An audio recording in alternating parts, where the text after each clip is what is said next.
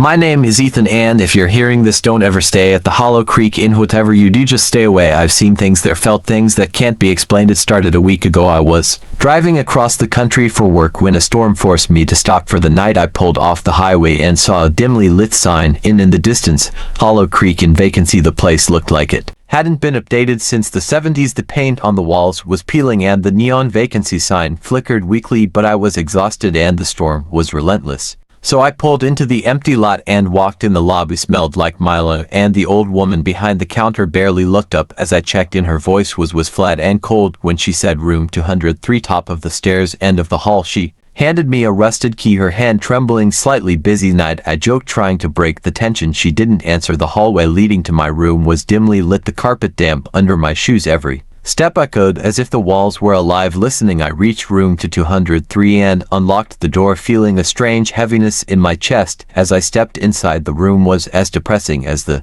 rest of the inn. A single bed with a thin stained comforter, a flickering lamp, a TV with a cracked screen. I tossed my bag on the bed and tried to shake off the unease creeping over me. Then I noticed the mirror. It was an antique, hanging on the wall across from the bed, its ornate frame covered in dust, but the glass was spotless, almost too clean. It reflected the room perfectly, except something felt off. I couldn't put my finger on it, but it felt like the mirror was watching me. I shook my head, laughing nervously. Get a grip, Ethan, I muttered. But then the TV turned on by itself. The screen flickered, was static, and a faint whispering filled the room. I grabbed the remote, frantically pressing buttons, but nothing worked. The whispers grew louder, and I swear I heard my name, Ethan. I turned the TV off at the plug, but the sound didn't stop. It was coming from the mirror now. I stared at it, my reflection barely visible in the dim light. Then for just a second I saw something behind me, a shadow. I spun around, my heart pounding, but the room was empty. When I turned back to the mirror, my reflection was gone. I didn't sleep that night. Every time I closed my eyes, I heard faint knocks on the walls, the floor, even the ceiling. At one point I thought I heard footsteps outside my door,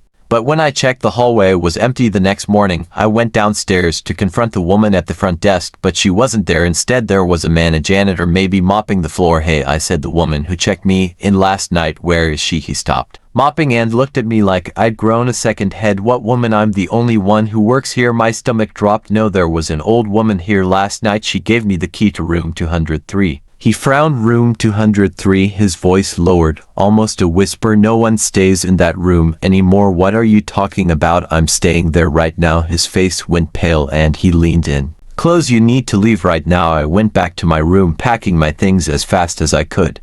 But as I grabbed my bag, I heard it again, Ethan. It was coming from the mirror. I froze, staring at it, my heart pounding in my chest. This time I saw her, the old woman. She was standing inside the mirror, her face twisted into a grotesque grin. Then she lunged at me, the mirror shattered, shards flying everywhere. But when I looked down, the glass was gone. The mirror was whole again, and my reflection had returned. I ran out of the room, my bag forgotten. As I sprinted down the hall, the lights flickered and the whispers surrounded me. Ethan, don't leave us, stay. The stairs seemed endless, like the inn was trying to keep me there. When I finally reached the lobby, the janitor was gone. The front door was locked. I pounded on it, screaming, but no one came. Then I heard it, the sound of footsteps behind me, slow, deliberate. I turned around and there she was, the old woman, her face melting like wax, her eyes hollow. You're the last guest, she hissed. Stay with us. I don't remember how I got out. One moment I was in the lobby and the next I was on the side of the highway, drenched and shivering. My car was parked nearby, the keys still in my pocket. When I looked back, the inn was gone, nothing but an empty lot. But last night I woke up in my apartment and found something on my bedside table, the key to room 203, and now every time I look in the mirror I see her watching, waiting.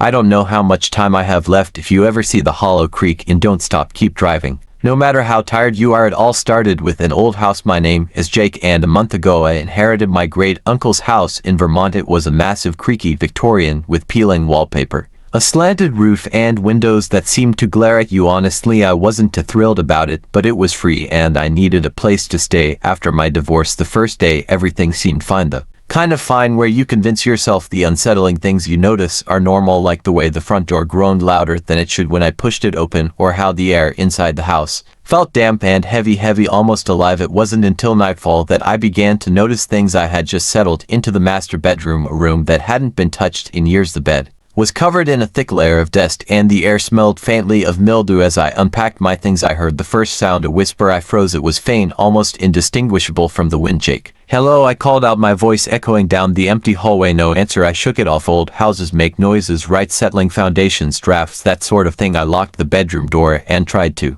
Sleep convincing myself that everything was normal, but normal doesn't explain why at 3:14 a.m. I woke up to the sound of footsteps right outside my door. Thump thump thump. One held my breath, my heart hammering in my chest. The footsteps stopped abruptly and then scratch scratch. Something was clawing at the door. I grabbed the nearest thing I could find, a rusty candle holder, and crept toward the door. My fingers trembled as I gripped the knob and yanked the door open. Nothing. The hallway was empty, stretching out in both directions like a dark tunnel. I stepped out, squinting into the shadows, and that's when I saw it. At the far end of the hallway something moved. A figure, tall and lanky, with limbs too long to be human, slithered back into the darkness. I slammed the door shut and locked it. Sleep was out of the question. After that, the next day I explored the house. I needed to know what I was dealing with. The basement was the last place I wanted to go, but the whispers, oh God, the whispers kept leading me there. Every time I got near the basement door they grew louder. Jake, come here. By noon, curiosity, or maybe insanity, got the better of me. Armed with a flashlight, I descended the creaky wooden stairs into the damp, pitch-black basement. The air down there was colder, almost icy,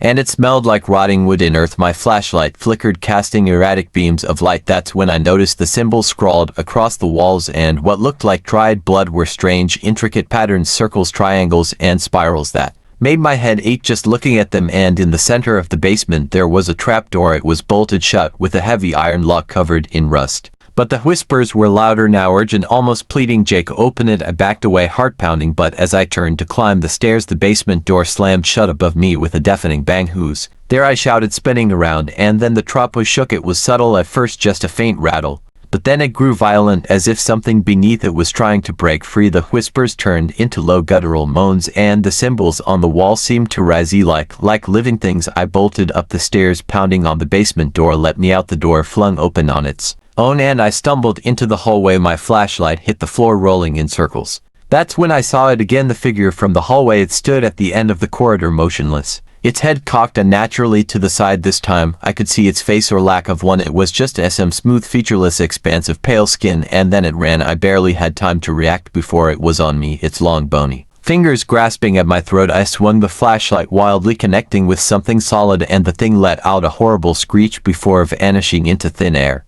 I spent the next few hours locked in my bedroom, clutching a knife I'd found in the kitchen, but the whispers didn't stop. By dawn, I decided I couldn't stay in the house any longer. I packed a bag and headed for the door, but as I reached for the handle, the whispers turned into a deafening roar. You can't leave. The door flew open, and I stumbled backward into the arms of my great uncle, or what was left of him. His hollow, decayed face grinned at me as he whispered, you're part of this now, Jake. The next thing I know I was back in the basement, standing over the trapo. My hands were bleeding, clutching the broken lock. The whispers were silent now, replaced by the sound of heavy breathing from below. The trap door creaked open on its own, revealing nothing but a black void. And then I felt it, a hand, cold and slimy, reaching out and pulling me in. I don't know where I am now. The whisper are all I hear. They tell me to wait for someone else to find the house, because